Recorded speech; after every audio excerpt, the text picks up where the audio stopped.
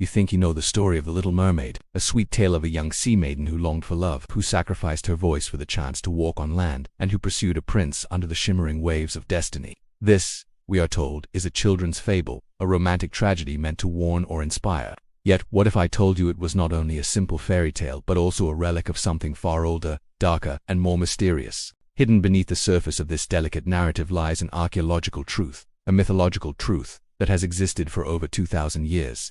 From ancient sea cults to forgotten maritime rituals, the mermaid's sacrifice is not merely a fantasy but a coded memory of ancient beliefs about the sea, the soul, and the perilous exchange between mortality and eternity.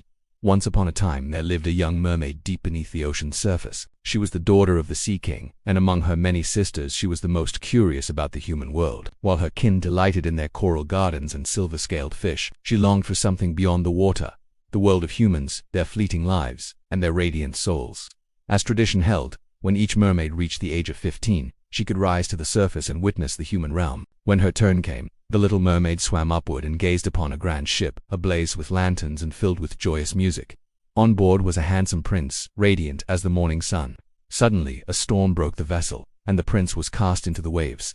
With great courage, the mermaid rescued him, carrying him ashore and laying him upon the sand before slipping back into the sea. From that moment on, she loved him. Yet she also knew a truth. Mermaids live for 300 years, but when they die, they dissolve into sea foam. Humans, by contrast, though their lives are brief, possess eternal souls. To gain such a soul and the prince's love, the little mermaid sought the aid of the sea, which the witch agreed to give her legs, allowing her to live on land. The price, however, was terrible. Her enchanting voice, the very song that had lured sailors and calmed storms, would be taken. Worse still, each step she took on land would feel as if she walked upon sharp knives. The mermaid accepted. She drank the potion, suffered excruciating pain, and emerged with beautiful legs. Yet her sacrifice was in vain. Though the prince cherished her as a dear companion, he loved another woman. On the day of his marriage, the little mermaid was given a dagger with which she could save herself by killing him. Instead, she chose death, leaping into the sea, dissolving into foam. Yet from that foam she rose into the air, transformed into a spirit of the air, destined to earn a soul through good deeds over centuries. Thus ends the traditional tale, a bittersweet story of sacrifice, unfulfilled love, and the hope of salvation. But the tale of the Little Mermaid was not always told this way. Its most famous version was recorded by Hans Christian Andersen in 1837, written during a time of romantic literature when longing, sorrow, and transcendence shaped the imagination of Europe. Andersen's mermaid is filled with yearning, caught between two worlds, embodying both love and despair. Yet, if we trace the roots of this story further back, we find earlier variations in which the figure of the mermaid was not so innocent. In medieval bestiaries and sailors' logs, mermaids were depicted as dangerous, luring men to their deaths with irresistible song. They were seen not as tragic heroines but as warnings against temptation, vanity, and sin. To the Christian imagination of the Middle Ages, the mermaid represented the peril of sensuality, drawing the soul away from God.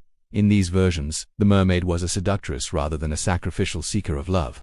Even earlier, in Greco-Roman traditions, figures like the sirens and the nereids served similar roles. The siren's song promised knowledge or pleasure, but always at the cost of destruction. Later, when Andersen wrote his story, he softened this image, turning the mermaid into a figure of pure longing rather than malevolence. Instead of dragging sailors to their deaths, his heroine saves a drowning prince. Instead of being a warning against sin, she becomes a symbol of sacrifice and transcendence. Through time, the moral shifted. In medieval Europe, the tale was about resisting temptation. In romantic Denmark, it became about the suffering of unrequited love and the hope of eternal redemption.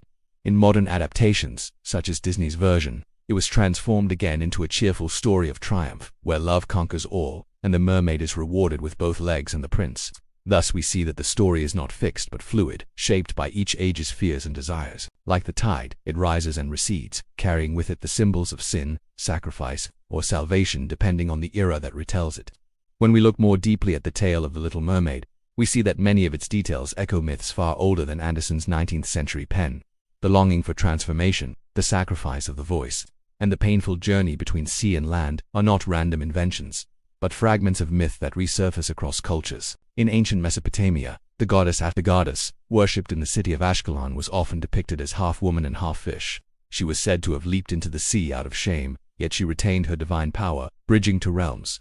Her cult was one of fertility, death, and rebirth, themes that align with the mermaid's own longing for an immortal soul. In Greek mythology, the sirens were not merely destroyers but also liminal beings who stood at the threshold between life and death. Their song was irresistible because it offered knowledge of what lay beyond mortal existence. The Little Mermaid song, given up in exchange for human legs, is reminiscent of this ancient bargain.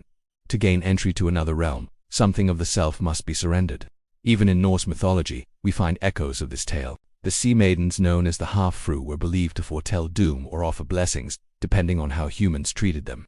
In some sagas, mortal men married sea women, only for the union to end tragically when the wife longed to return to the water.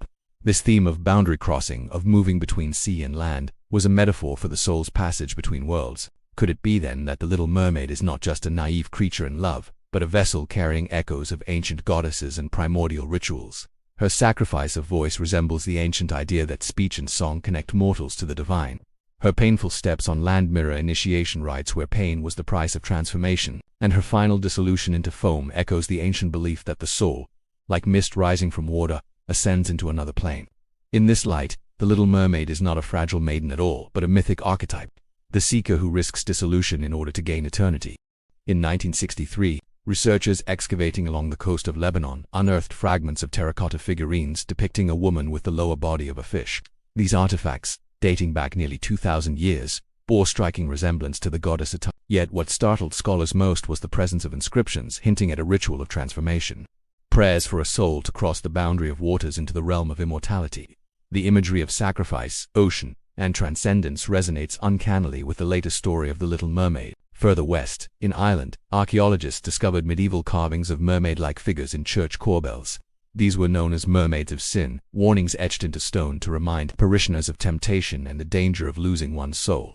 Such imagery persisted throughout Europe, fusing pagan motifs with Christian moral lessons. It suggests that long before Andersen wrote his version, the mermaid was already embedded in cultural memory, both feared and revered. Even across the oceans, in Japanese folklore, the Ningyo, a fish-human hybrid, was believed to grant immortality if consumed, though the act often brought misfortune. The shared pattern is unmistakable, a liminal being, caught between sea and land, associated with both eternal life and terrible sacrifice. Experts now argue that these recurring motifs point to an origin far older than any written fairy tale. The mermaid figure may have emerged from seafaring cultures of the Bronze Age, when myths of boundary crossing reflected the risks and mysteries of the ocean itself. To sail beyond the horizon was to risk death, but also to encounter the unknown, perhaps even the eternal. Thus, the Little Mermaid story is not merely Andersen's invention, nor a whimsical European fable. It is part of an ancient mythic pattern, a cultural fossil that traveled with sailors, spread across continents, and endured in the deep waters of memory for thousands of years. On the surface, the Little Mermaid appears to be a tragic tale of unrequited love. Yet when we decode its symbols, we uncover a hidden depth that reveals its true resonance with human existence. The magical object of the story, the mermaid's voice, represents more than mere song. Across cultures, voice is equated with soul and identity. In ancient Egypt, to speak a name was to grant it life. By surrendering her voice, the mermaid relinquishes her very essence. She sacrifices not only the power of song but the power of selfhood, offering it up in exchange for transformation. The act of gaining legs, though painful, reflects an initiation ritual. In many cultures, pain marks the threshold of passage into a new state of being. The knives beneath her feet echo rites of endurance, where agony purifies and reshapes the initiate. The mermaid does not simply wish to walk on land. She undergoes a ritual of suffering akin to death and rebirth. Even the sea foam into which she dissolves holds symbolic weight. In ancient cosmologies, foam was the birth of Venus, the goddess of love, who rose from the sea. Foam is ephemeral, fleeting, yet also a bridge between water and air. By dissolving into it, the mermaid undergoes apotheosis, ceasing to exist as flesh yet continuing as spirit. The prince, often portrayed as her love, may also be understood symbolically. He is not merely a man but the embodiment of the human soul, the eternal flame that the mermaid yearns for. Her pursuit of him is, at its heart, a pursuit of immortality. Seen in this way, the Little Mermaid is not a tale of a lovesick girl, but a mythic drama of the soul's longing for eternity. Her voice is her spirit, her pain is her initiation, her death is her transformation. What we once thought of as a children's fairy tale reveals itself as a coded ritual, a myth of transcendence hidden in the guise of romance.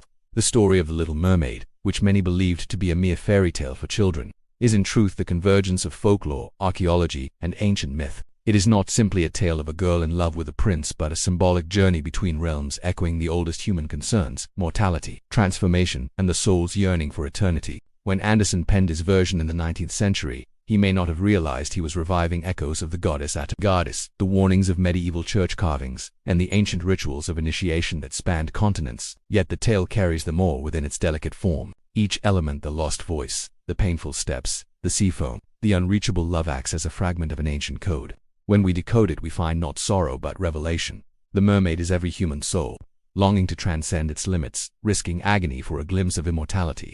This perspective alters how we read not only Andersen's story, but many fairy tales. Beneath their fragile narratives lies a deep reservoir of collective memory, rituals, and myths carried across generations. They are more than entertainment.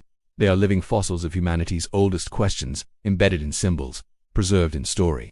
The Little Mermaid's journey is a passage between life and death, sea and sky, voice and silence. To read her tale is to confront our own longing for something beyond the mortal world, and if that sends a chill through you, remember this: countless other stories hide the same secret depth, waiting for us to uncover them.